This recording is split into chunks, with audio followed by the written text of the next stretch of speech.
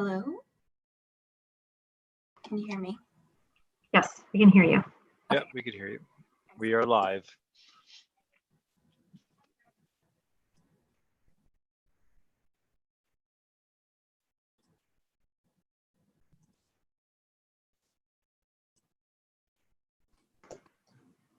Rachel, Henry is not joining the call today, so we don't need to wait on him. Okay. Mike will be. He'll be getting on in just a second. So once he does, then I think we can. Well, he'll start everything, so he has to. What's going on, Rachel? Hello, Eric. How are you? Good. How are you? Great. Janelle? All right? Yep, great to see everybody. Yeah, good to see you guys too. Rachel, are you back at the office? That I looks am. behind you. I don't see kids crawling all over you.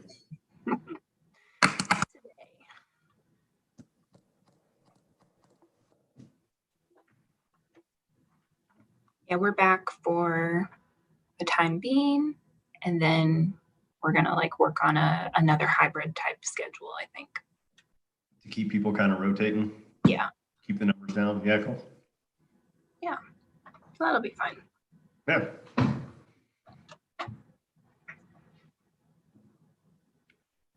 So the frat party continues is what I'm hearing.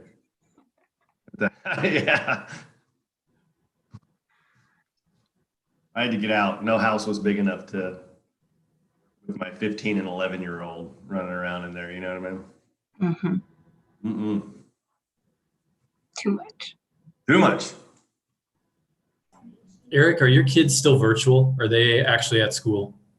So Eli was back at school, my youngest, for a while now. Jake just went back to 4 days a week, not only a few weeks ago.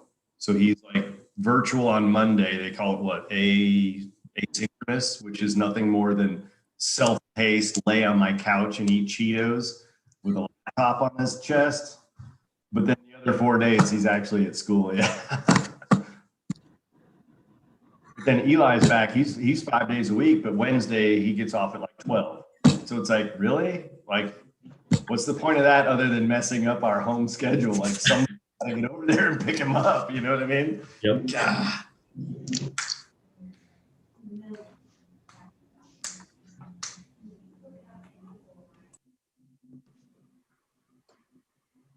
Mike, what's going on?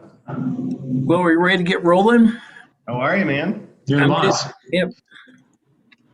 Let's call the meeting to order. Since this is a Zoom, it's certainly easy to let the record show who's in attendance. Let's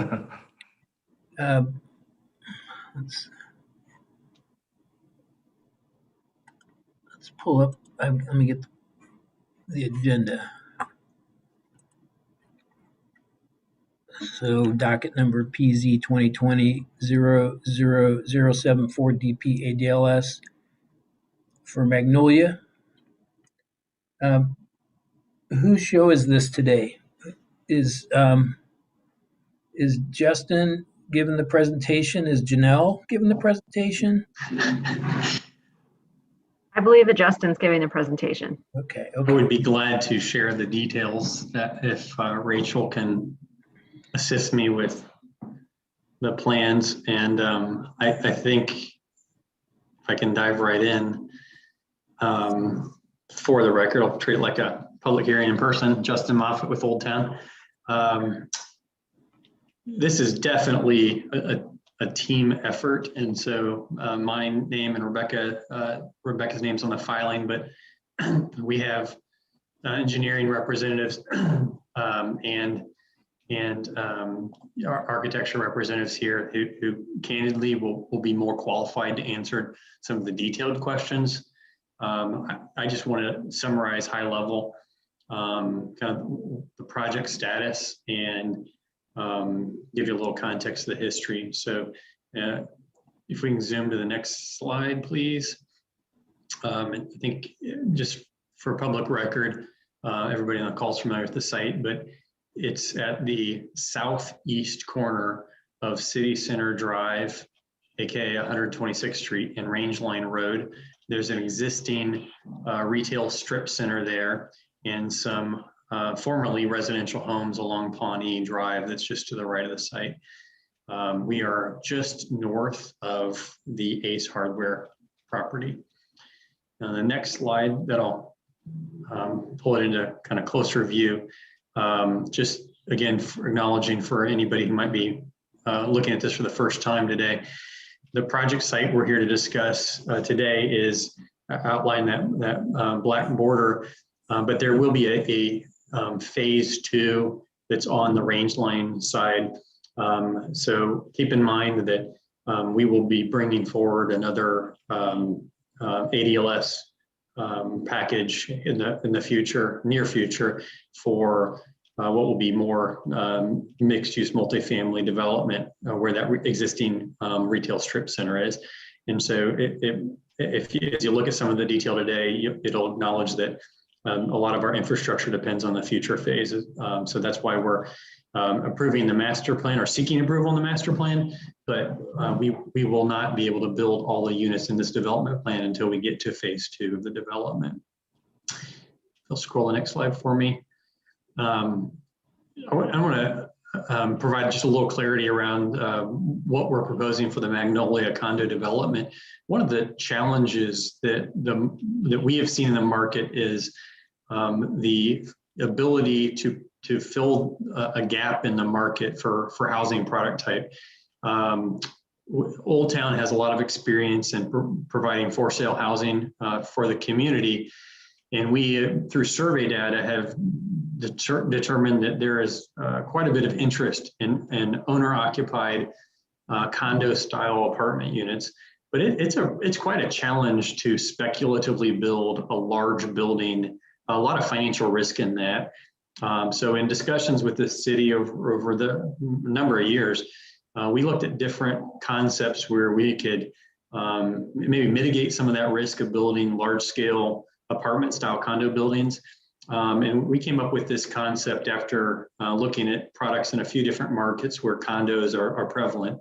And so we've essentially taken what, in a lot of markets is a really big congregate building and pulled it apart into individual 5-unit buildings. And so that's the concept we're going to share today.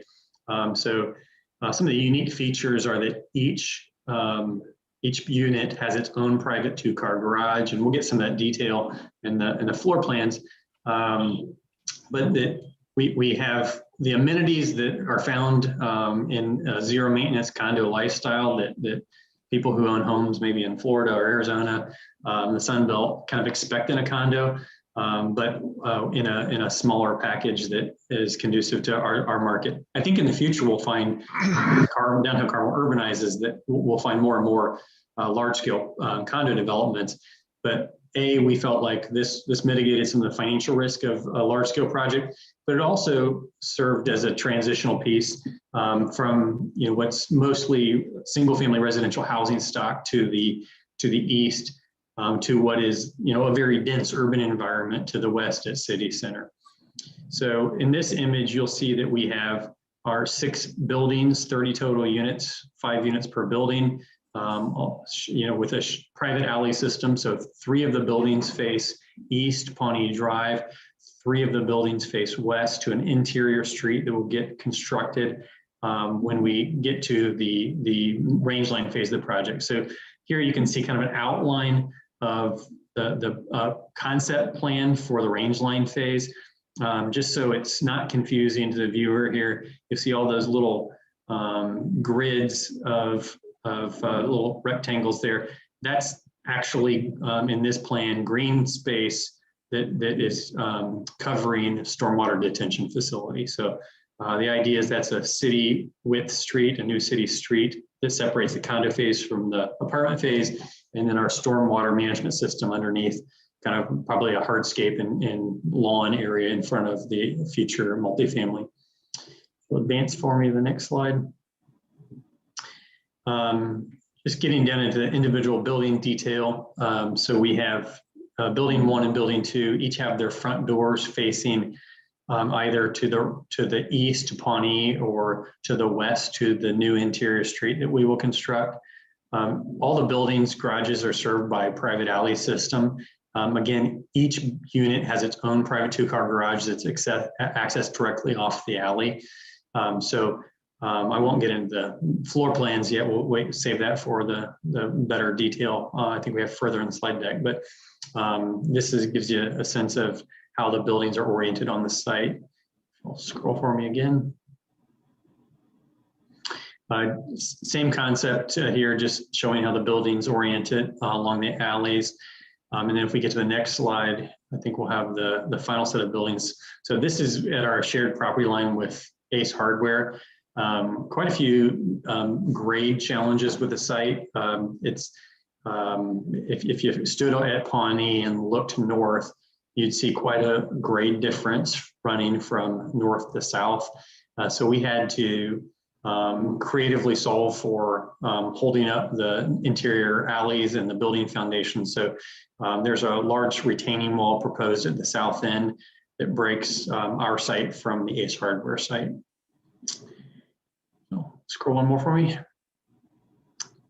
I won't spend a lot of time on this one because it's pretty busy, but this is just all the technical detail of the utility infrastructure. Here we were just noting locations of bike racks. I think they're highlighted here. I know that that's an outstanding item with DOCS, preferring that we don't have a single bike location for the whole project. They'd rather have bike racks per building. We're open to that. We just need to make sure that we're balancing, saving enough space for landscaping. And I think we'll just have to figure out how to come to mutual agreement on that one. Scroll for me one more. Here we get into the building facades, and I'm gonna ask Nick to jump on and give a little information around the construction detail. But this will also come out when we share floor plans. But I just want to highlight the fact that Old Town's market experience helped us design this product. So before we started looking at different concepts, we did surveys of Carmel residents who had been in our model homes and who had identified themselves as interested in a condo type zero maintenance home in walking distance to Carmel's amenities in the city center Palladium area. So this was all driven by consumer data of Carmel residents. So you'll find that the floor plans even were based on information we were able to collect from buyers who had toured our model homes and said, we like these sort of features. And this was really driven by what we believe is market demand. So you'll even notice that on the front elevations, these are very large outdoor living rooms. That's a common feature of our small lot homes in downtown Carmel. And this is really responding to what consumers want with nice open floor plan concepts, but also generous outdoor living. Again, this gives you a sense of the main level is an entry point. The front door is centered, that you'll again see it in the floor plans, but it's the access for guests and or residents to hit the walkable street front. And then you'll note that each side of the building, left and right, is a mirror reverse. So we have 2 units per level. So main level is all parking and access, hallway and utility and storage area. Second level is 2 units left and right. Third level, 2 units left and right. And then fourth level is a penthouse type unit, a large 2,800 square foot unit with, as you can see, a very significant outdoor living space on top. With that, I'm going to ask Nick, as we scroll through the slides here, just give some commentary on architectural detailing, please. Sure. Yeah. General materiality, exterior materials, we are predominantly brick on all 4 elevations, even sides facing alleys. So we're basically taking brick up to the top floor, the 4th floor line, and then only there and at balconies do we have the fiber cement paneling. Kind of minimalist look, I call it minimalist, modern look, upscale look. Definitely the high proportion of brick to siding does that. Most of our window openings, the front elevation is the most transparent sides of the building, always the front face. That's where all of our living kitchen spaces in the units occur. And then as we get to side elevations and back elevations, the openings a little bit more spaced out as we're at bedrooms, closets, and bathrooms. But again, those sides of the buildings are facing alleyways and less visible from the perimeter of the site. And then Justin kind of went through the floor plan layouts and described the base of the building predominantly being tuck under garages and storage spaces. The middle 2 floors are 2 units each. And then that top floor is a single penthouse unit with what's kind of convenient for architecture there is we get to step back at the 4th floor. So although the building is a 4-story building, it's not just a solid square extruded up 4 stories. It's a nice transition, especially to the east from the single family neighborhoods. It's a nice transition from single and 2-story single family homes to the condos, and then eventually transitioning to even denser development in the future apartments and city center to the west. Justin, did I do a good job? That was a big help. Thank you. I would note, even though I'm not the architect, but you'll see some of the detailing was in response to staff comments, especially like the banding on the main level, trying to provide some extra, I guess, texture to the brick so it doesn't seem like a flat facade.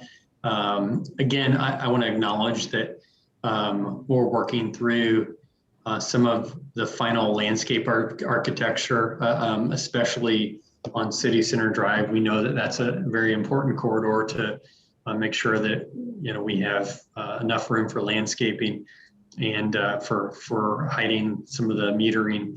My preference in working with our staff is to work hard to see if we can move some of the metering to alternate sides of the elevation, but some of the just utility locations make that very difficult. So doing our best to balance the reality that we have to have some of these services on our buildings, but also trying to figure out how to appropriately screen that from public view. We know that's important view shed for Carmel.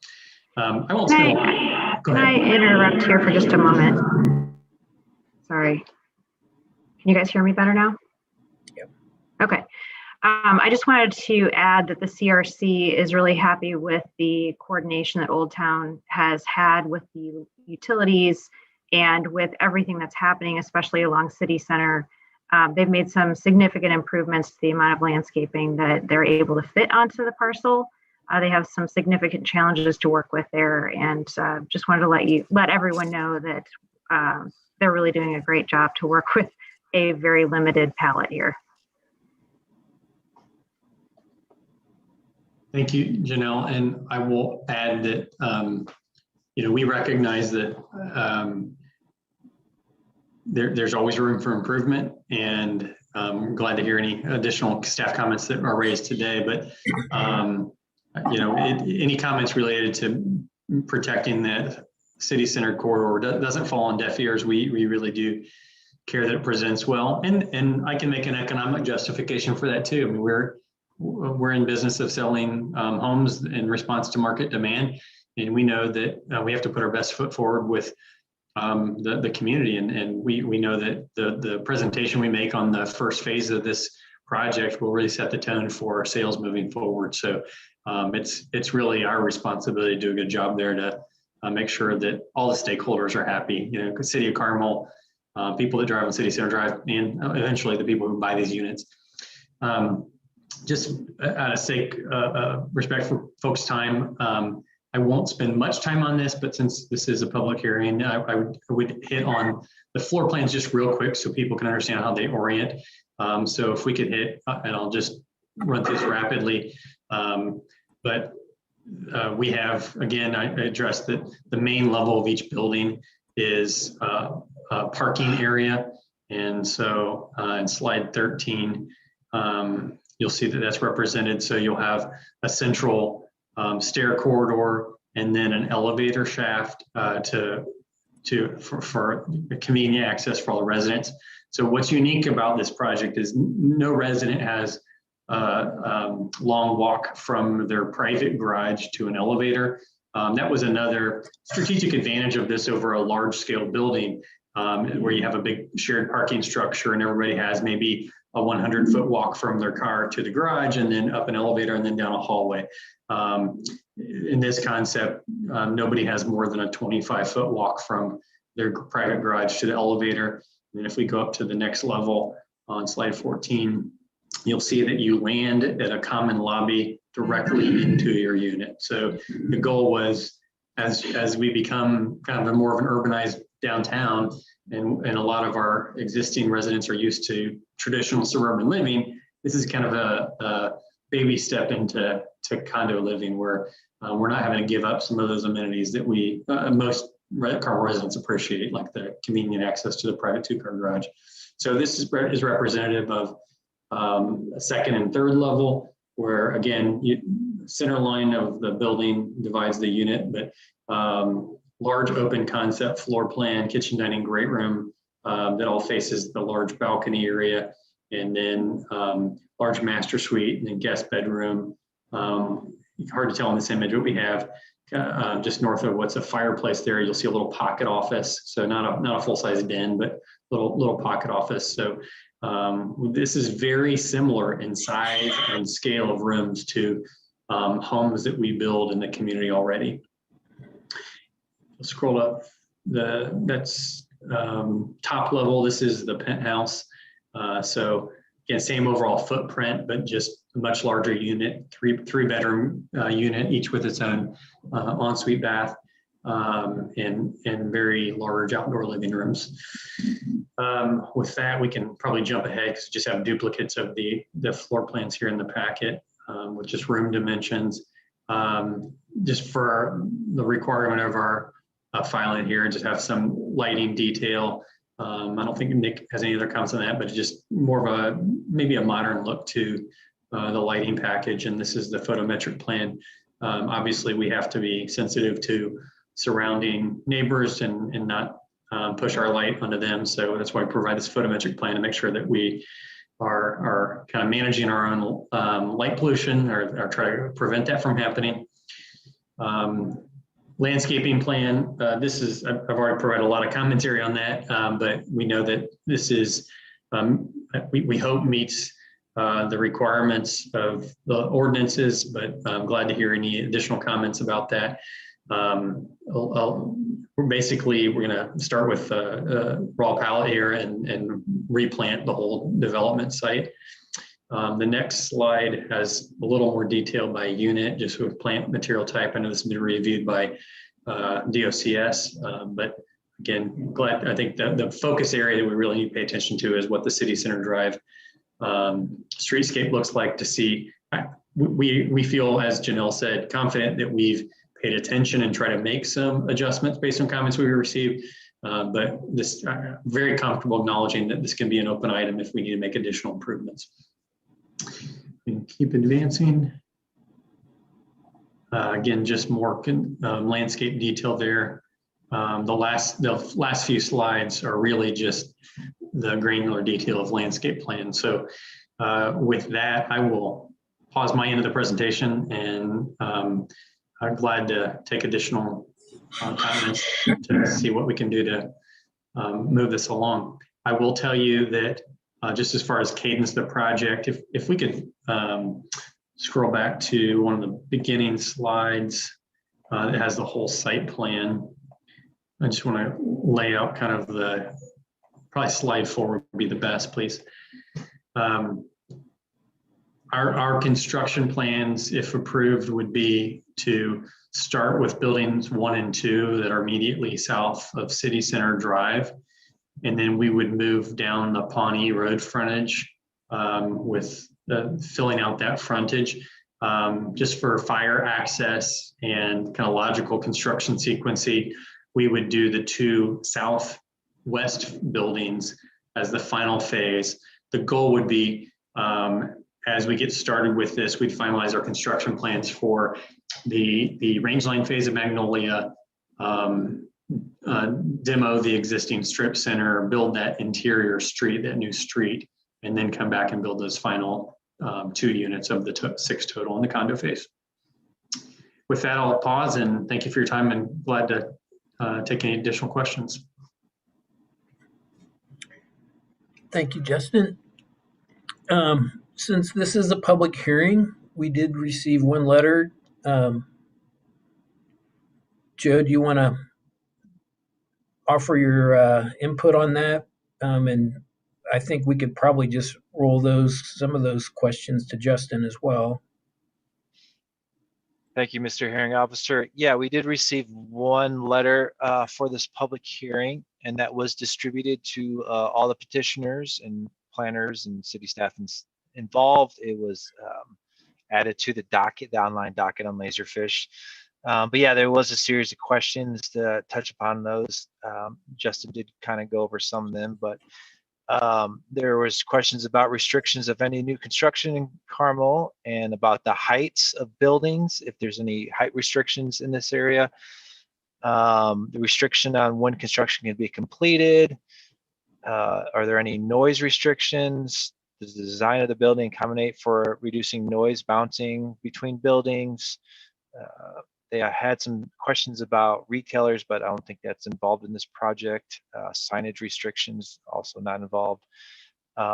They had questions about balcony, rooftop access, fire code regarding grills, restrictions on drones landings on rooftops, traffic during construction.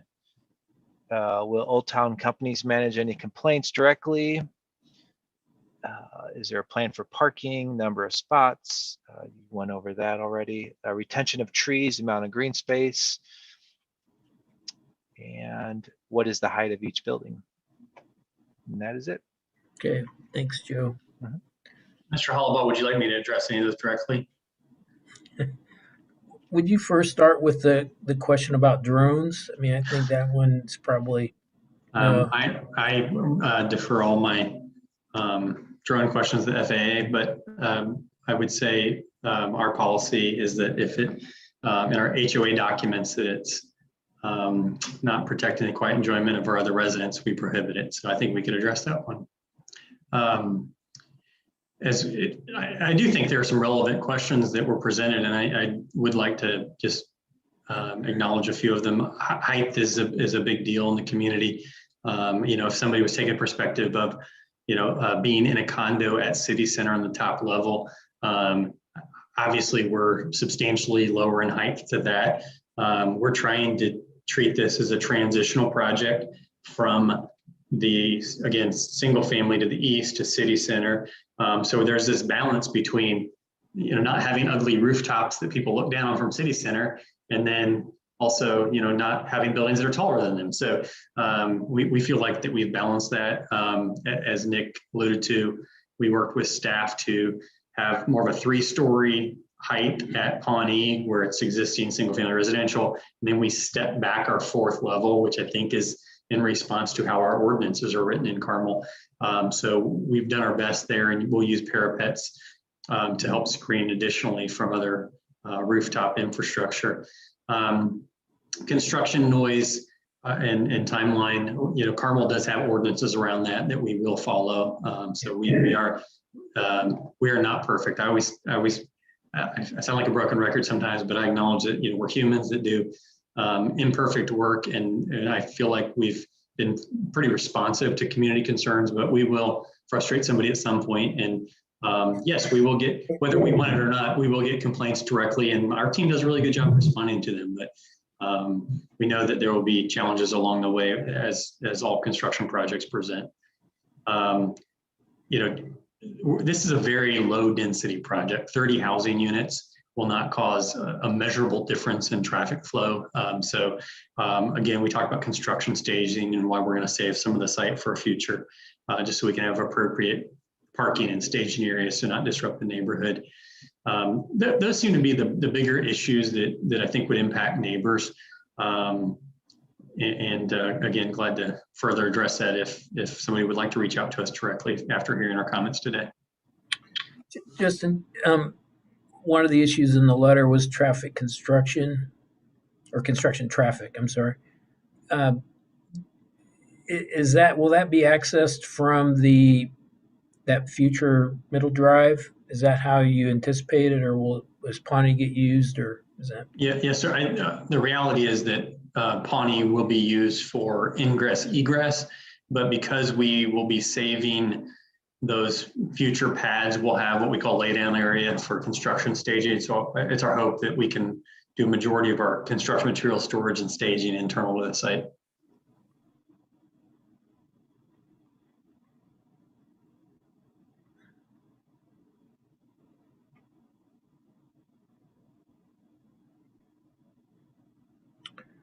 Okay, thank you. Yeah, the construction noise is, or the hours in the city code are 7 to 9. So that's, and generally speaking, I mean, the city takes calls and then we reach out to the developer or builder and problems get solved. I mean, it is construction.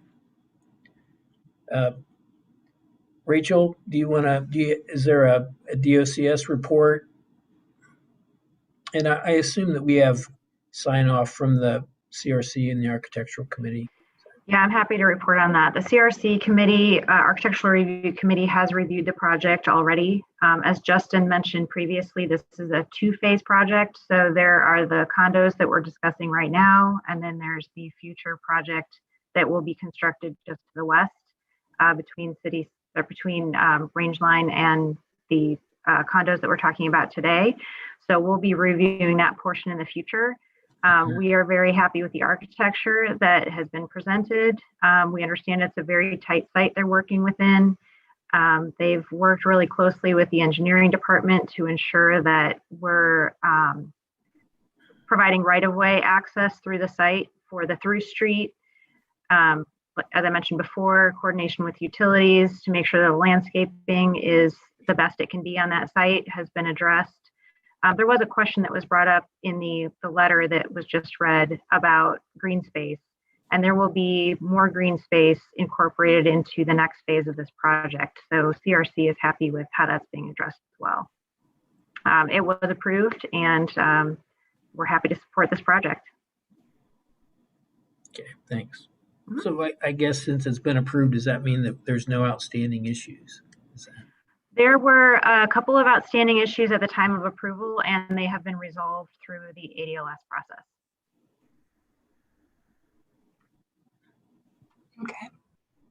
Okay. Rachel Kiesling, Planning and Zoning. For our report, Justin pretty much went over all the details of the project. 6 buildings total, 5 units per building for 30 units total.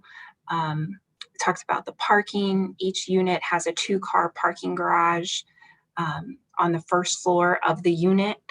And there will also be on-street parking spaces constructed along Pawnee, and then also on the new north-south street, which is going to be called Livingstone Drive, for a total of 12 additional on-street parking spaces.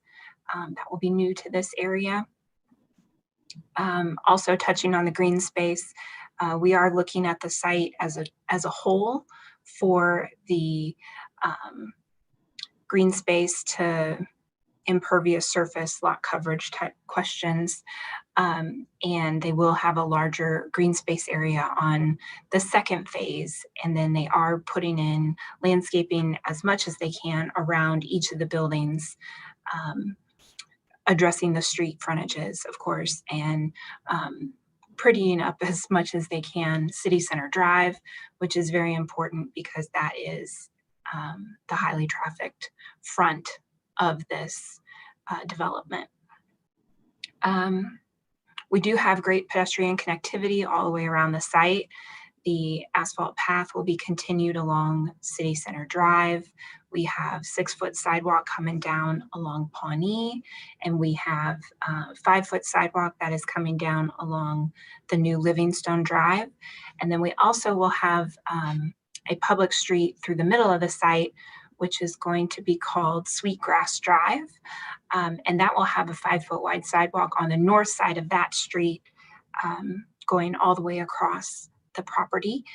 And that will be on the side where there are no garages. So that will be a safe crossing through the site in the middle of the site. They went over the building design.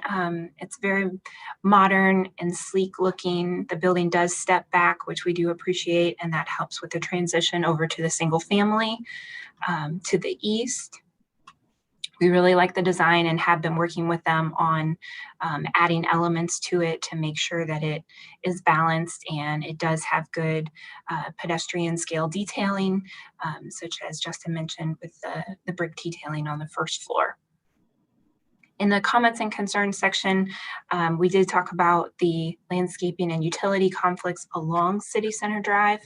That is what we wanted to make sure was looking its best, and that since there isn't a lot of space to work there with landscaping due to existing utilities, that the most that could be planted there is planted there, and that they have the opportunity to grow up close to the building, and it would not be detrimental to the building.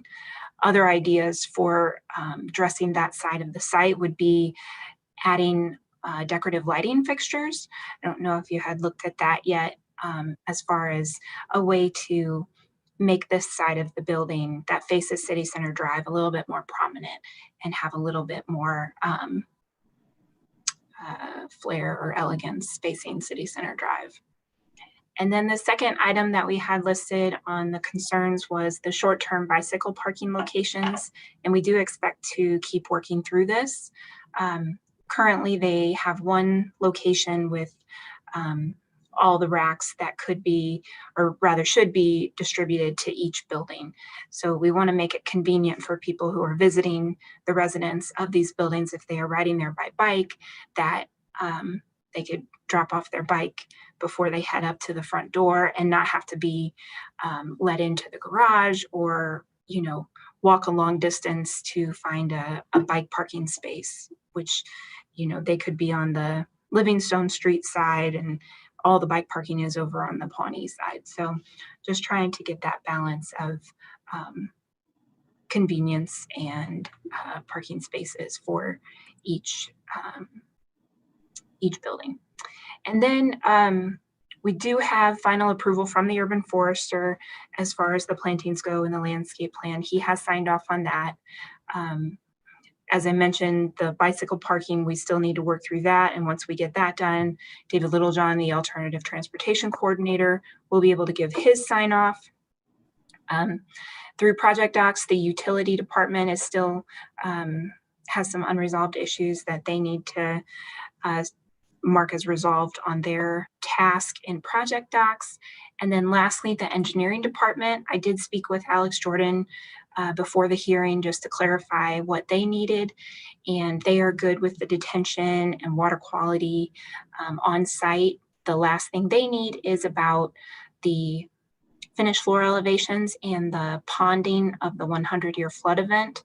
And so that data is needed for them to figure out if a variance is needed and or support the variance that they would be giving. So we are in support of the project. We just need to complete a few of these extra items and would recommend approval, subject to finalizing everything in project docs with the various departments. Thank you. Okay, thank you. So, just generally speaking, the project is striking. I think the architecture is, it's pretty great. I do have a question though on about that the electrical box and gas meter locations, and wondering if that's something that we can at least discuss about finding a different location, is primarily on the first phase buildings. That's one of the first things that you're going to see, as you're passing by the site, and that doesn't seem appropriate as what you see. And maybe I always look at for the negative, but that and the architecture is pretty spectacular, so maybe people won't notice. But if that's something we can continue to look at, I think that would be a small improvement. I do appreciate the bike parking, something we can continue to work on. The public street, I don't want to get bogged down in details, but we may need to not have that a public street, only because the city, there's an issue of thoroughfare plan compliance, and the thoroughfare plan doesn't have a 30-foot street width. But that's not going to hold up the project, and that's something that we can continue to work on as well. Mr. Hall, if I could comment on that real quick, so everybody else in the call understands our perspective, that we had a lengthy debate about all the alleys being private at some point, and then this street got added in. If that's the will of the city for that to be private, that is not a conflict with us. So I think we can just agree that as long as we're not saying there's a design change that affects the site plan, then we can either determine if we should seek some sort of waiver from the ordinance for that, or if that's not acceptable, we would just accept that as private. I think that's something that the city needs to talk through, and then, assuming that that's not something that's going to be built in the first phase, we might have a week or two to get to a conclusion on that. Can we go to the renderings? And this is just kind of a question between what's shown and what will be built. On like page 5 of the packet and page 6 of the packet. So on page 5, is that page? Yeah. Sorry, I got too many screens open. Hang on.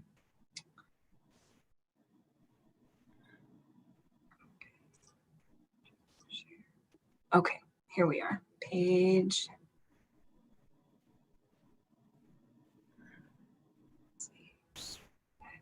This is a slightly updated packet, Mike. I'm sorry. Okay, I don't. Which?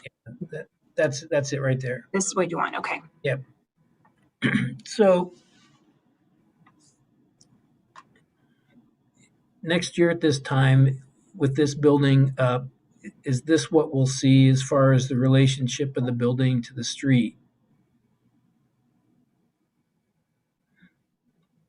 Or how what will be different? Like when I walk out the front door, will this be how it is? I'm going to interpret that question as, will there be any site conditions that will change how this appears from the streetscape? Is that a fair reframing? Yeah, how will it be different? Yep. I'll defer to Nick and our civil engineer on this topic, but I think in this image, what's not really clear is some of the brick detailing on the main level. I think, Nick, that does translate to this facade as well, doesn't it? Correct. Correct. Okay. The other major piece that I'll probably ask Civil and Eric Dirks from the Old Town team to comment on is that if you look in at all the site plan detail, the construction detail, you'll see a series of retaining walls to hold up grade in a few spots. So each building, so this image that Rachel just shared represents the building, the typical prototype. But then building by building, they will be set at different grades based on the street profile and the stormwater plan. And so actually, if you look at City Center, the building in the northeast corner, it's actually down below grade a little. It needed a retaining wall to basically buffer from the sidewalk, and it sits down a little. And then as we march south on Pawnee, I believe each building grows a little out of grade. And now I'm going to pause there so I don't get ahead of myself and say something's inaccurate, but I'm going to ask Civil and Eric to speak to that, please. Yeah, Derek Snyder with Crossroad Engineers, or the civil site engineer. So Justin was pretty much right on track. The building rendering that was pulled up initially, so that rendering is pretty close to what it'll look like. Actually, that's a really good representation of what the middle building, Building 4, will look like from street view. Building 4 is an at-grade entrance, so there are no retaining walls. That rendering is consistent with what it would look like. As Justin alluded to, buildings 1 and 2, which are directly south of City Center Drive, those are located 1 to 2 feet below the street.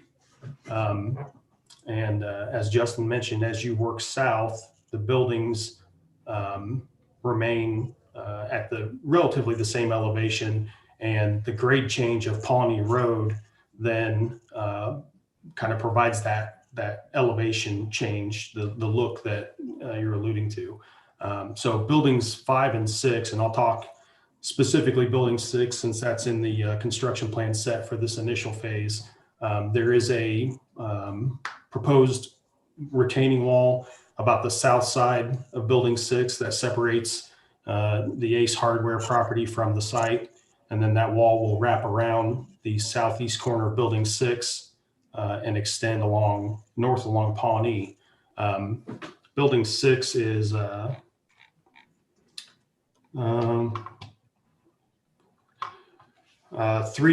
roughly three and a half feet above existing grade. So the site itself, we have approximately 9 feet of elevation change from north to south, which is very considerable given the relatively small size of the property. So the layout with the garages on both sides of the alleys kind of required the building finished floor elevations to all be relatively close, which ultimately resulted in the shorter retaining walls on the south end of the property.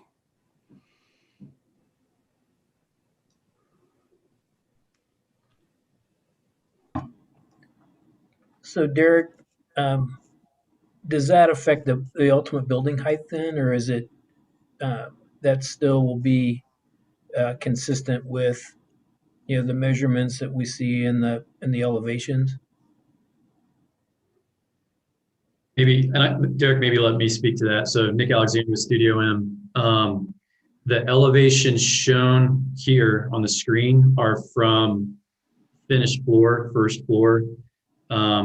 Buildings to the north relative to grade, we'll call it City Center. The building will be lower than on City Center. I'm sorry, on the north side of the site, buildings 1 and 2. The building will sit a little bit lower. On the south side of the site, Derek, that's buildings 5 and 6. Correct. Mm-hmm. We are still relative to grade immediately adjacent to the building. That elevation is still accurate. But there's an additional 3 feet or so of retaining wall, about 10 feet off of the face of the building. The material of that retaining wall we've talked about is being clad in brick, similar to the look of the building.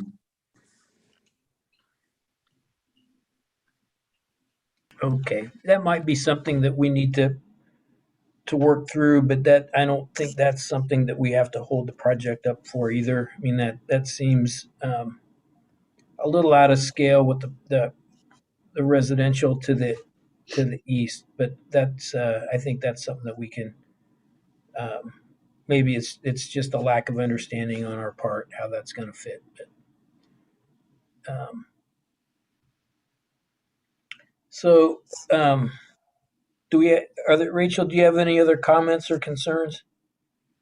No, I think we've covered just about everything. Okay, so really it seems like from an ordinance standpoint, we only have bike parking that we need to, Yes, we got to get the bike parking. that's pretty good. I can commit to solving bike parking. I'll just have to navigate different stakeholders within your department, sir, with making sure I don't make the alternative transportation coordinator happy and then irritate the landscape reviewer. I can help with that. So thanks everybody for all your hard work. I think this project is approved, contingent on the minor outstanding issues being addressed. And with that, the meeting is adjourned.